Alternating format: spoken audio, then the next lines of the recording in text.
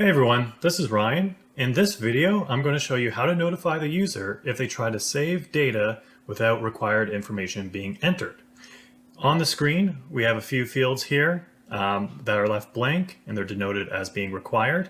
If the user clicks save, we'll send a notification banner at the top and we'll have a backfill for each of the fields where required information is missing. Other item that we'll add is we'll set focus to the text field so that the user doesn't have to click on it when the information is missing from the form. Okay, let's take a look at the current setup I have in place here. On the left, we have a gallery. Whenever I select any of these gallery items, I have 3 fields on the right that will automatically populate based on the selection.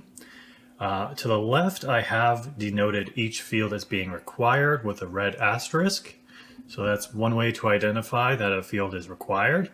But at this point, when I click save, all I'm doing is actually just patching to the Dataverse and just updating the record that's selected and refreshing the account table.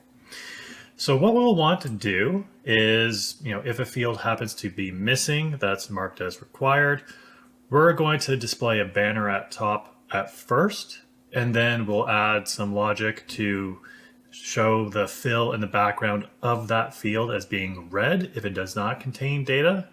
And then lastly, what we'll do is set the focus of the field if it's missing data, and that will only work on the text field. So what we'll do is we're going to make the notification. So here, what I want to do is put in an if statement in my on select for the save button. So here, I will check to see if any of the fields are blank. So I can copy this text field and see if it's blank, or if the combo box is blank. And what I will need there is the combo box and selected. I don't need the value. I could just say the selected property.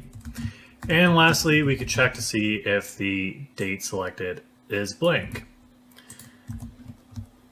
And then from here, what I can do is send a notification to the screen just to say that required information is missing. And then we'll have a notification error type of error, and we'll display it for 10 seconds. And then at that point, if it does not get triggered, so all the information is there, then what we will do is just update the data to the database and then refresh the account table so the gallery updates.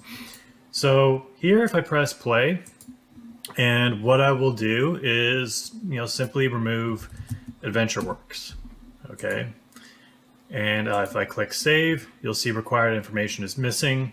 That's all fine and dandy, but if you have a lot of fields here that are required, you may want to denote which fields are missing data a bit better than how we're currently doing it now. So if I go in and let's say if I change the S here, remove the S, you'll see it updated on the left side. So what we can do is actually add a variable to the onSave that says not only are we going to display that error message, but we're also going to set a variable and saying we're going to update the context and we're going to say, required data missing. And we're going to set that to true. So this is just a Boolean field.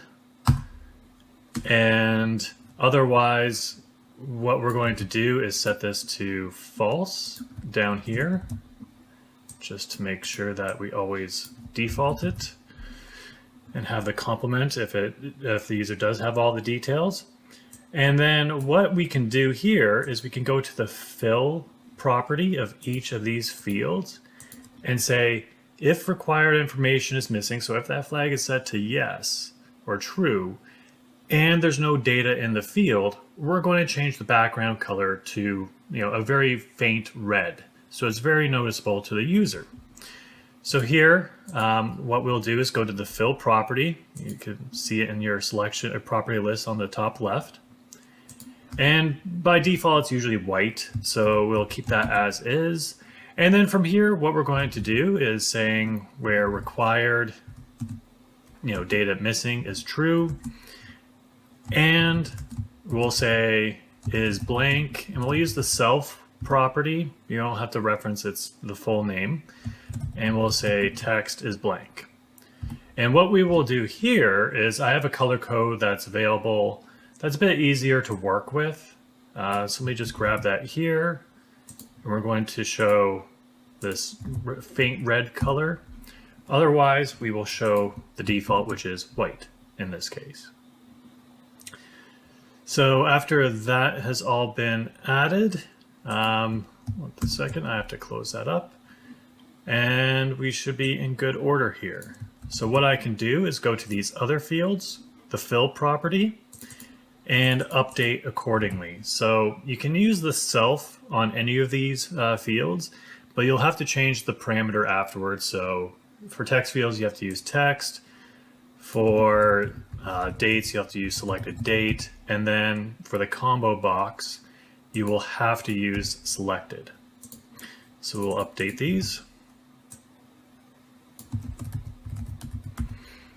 So now if I press play here, and what I will do is I'll copy this, so I'll have to type it all in again, and I click save, you will see that we get the red banner at the top, and my field now is red. So it's very noticeable to the user what they have to fill in order to save. Once they start keying in information, so I'll just paste that back in, you'll see that it's no longer required. If they happen to remove it, it is required. So it's very nice how it works in this case. And once they update and click save, their data then saves. So this will work on any field. So because they saved, we set that field to false, that value to false.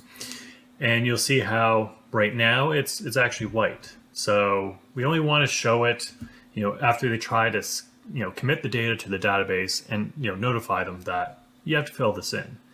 So if I go to these other two fields and click save, you will see that they both appear in red, and we have the banner at the top. Once we go fill in this information, add all the details, click save, everything works and data is updated. Now the last item that I want to show is how if information is missing for a text field, you can actually set focus to it. So what we're going to do is go to our save on select property again. And from here, what we're going to do is saying, we're just going to copy this field above here. And we're going to say, if the text field is blank, we can set focus to it. Now this only works for the input fields. It does not work for dates. It does not work for dropdowns. It does not work for combo boxes. It works for text fields. So if we close that up, and let's just back this out here. Okay. So now if we press play, and let's get rid of a couple fields here. So we'll get rid of this. We'll copy that and delete it. And then we'll set the focus to this field here. And if we click save, you see how it goes right to that text field. So that user has to enter the information.